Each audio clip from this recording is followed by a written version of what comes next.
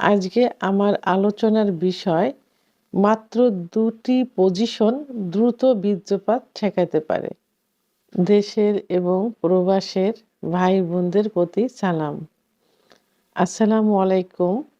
আমি প্রভাষক doctor Rikta Parveen, homeopathy এবং আয়ুর্বেদিক চিকিৎসক। চেম্বার সেবা হোমিও কমপ্লেক্স অ্যান্ড সেবা ডিজিটাল ল্যাব, উপজেলা মডেল মসজিদের পূর্ব পাশে, শিমুলিয়া, মাগুরা। আজকে একটি বিপরীতধর্মী বিষয় নিয়ে আলোচনা করব, অর্থাৎ এই বিষয়টির উপরেই হুবহু অনেক ভিডিও করা হয়েছে যে ওষুধ নিয়ে। তো আসলে অনেকে ওষুধ খেতে চায় না। ওষুধ ছাড়াই কিভাবে সমস্যার সমাধান করা যায়। অর্থাৎ আজকের বিষয়টি কিন্তু খুব ইন্টারেস্টিং। যাদের দ্রুত বীর্যপাত হয়, বীর্যপাত রোধ করার জন্য, ঠেকানোর জন্য ওষুধ ছাড়া মাত্র ২টা পজিশন কিভাবে কাজ করতে পারে সে বিষয় নিয়ে আলোচনা করব। আসলে সেক্স একটা আর্ট, একটা শিল্প। এটা নিজের মতো করে তৈরি করে নিতে হয়। তো অনেকে সেটা বোঝে এবং এপ্লাই করে, অনেকে বোঝে না। তো এই যে সেক্স বিষয়ের উপরে বিখ্যাত একটা গ্রন্থ রচিত হয়েছে, কামশক্তি গ্রন্থ। এটি অর্থাৎ কামসূত্র গ্রন্থ, এটি ভারতে রচিত হয়েছে। তো এখানে কিন্তু অনেক পজিশন দেওয়া আছে, অনেক পজিশন। কোন পজিশনে স্ত্রী সুখ পায়, কোন পজিশনে স্বামী সুখ পায়, আবার কোন পজিশনে দীর্ঘ সময় সহবাস করা যায়।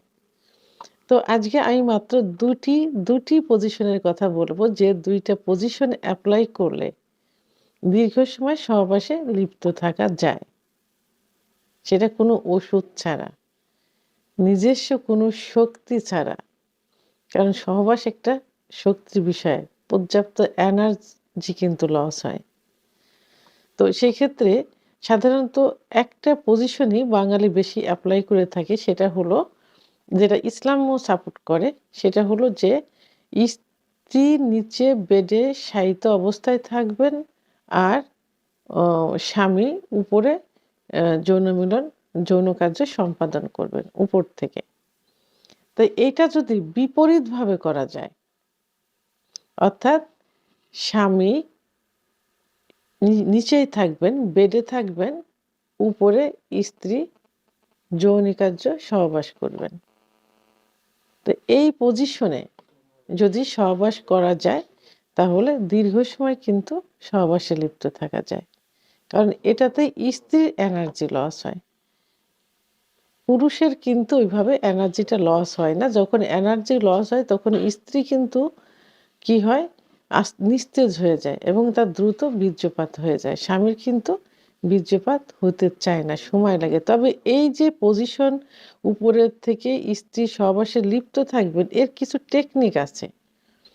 অর্থাৎ যখন সহবাসে লিপ্ত থাকবেন স্বামী নিচে, উপরে স্ত্রী, তখন স্ত্রী একটু ঝুঁকে থাকবেন স্বামীর দিকে, একটু ঝুঁকা অবস্থায় থাকতে হবে।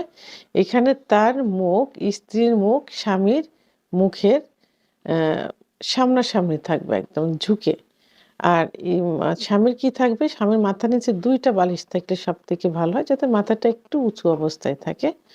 আর স্ত্রী সামনের দিকে ঝুঁকে, তার মুখটা একদম তার হাজবেন্ডের মুখ বরাবর সোজাসুজি থাকবে।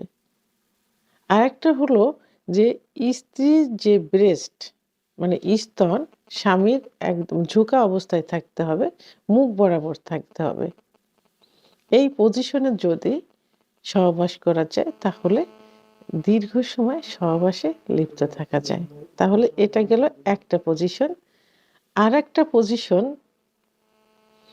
এই পজিশন সাধারণত এল সিস্টেম, অর্থাৎ স্ত্রী সামনে এল সিস্টেমে শুয়ে থাকবেন, সামনে এল সিস্টেমে, অর্থাৎ এল সিস্টেম বাঁকা হয়ে স্ত্রীর মুখ থাকবে সামনের দিকে, সোজা শুয়ে পা দুটা বাঁকা করে দিল, এল সিস্টেম। পিছনে পিছনে ঠিক একই সিস্টেমে পিছনে স্বামী থাকবে, তার মুখটাও কিন্তু সামনের দিকে থাকবে, অর্থাৎ স্ত্রীর পিছনে সামনের দিকে। স্বামীও এল সিস্টেম হয়ে একই সিস্টেমে শুবে। তাহলে দুজনের মুখই সামনের দিকে, দুজনের মুখই পা সামনের দিকে থাকলো। তো পিছন সাইড দিয়ে স্ত্রীর যোনিপথ দিয়ে স্বামীর যৌন কার্য চালিত করবেন। তো এইভাবে এল সিস্টেমে সহবাস করলে কিন্তু দ্রুত বীর্যপাত রোধ করা যায়, স্বামীর কিন্তু দ্রুত বীর্যপাত হবে না। তাহলে আমরা আজকে 2টা পজিশন অ্যাপ্লাই করলাম। একটা পজিশন হলো স্ত্রী উপরে থাকবে, স্বামী নিচে থেকে যৌন কার্য পরিচালনা করবে এবং তার কিছু সিস্টেম আমি বলেছি। আরেকটা হলো এল সিস্টেমে সহবাস করবেন, স্ত্রী সামনে পিছনে হাজব্যান্ড থাকবেন, অর্থাৎ স্বামীও এল সিস্টেম হয়ে শুবেন, পিছন সাইড দিয়ে যৌন কার্য পরিচালনা করবেন। এভাবে দীর্ঘ সময় সহবাসে লিপ্ত থাকা যায়। তো ভিডিওটি সম্পর্কে যদি কোনো মতামত থেকে থাকে অবশ্যই কমেন্টসের মাধ্যমে জানাবেন। আর ভিডিওটি ভালো লাগলে লাইক, কমেন্ট, সাবস্ক্রাইব করে আমার সঙ্গে থাকুন। আল্লাহ হাফেজ।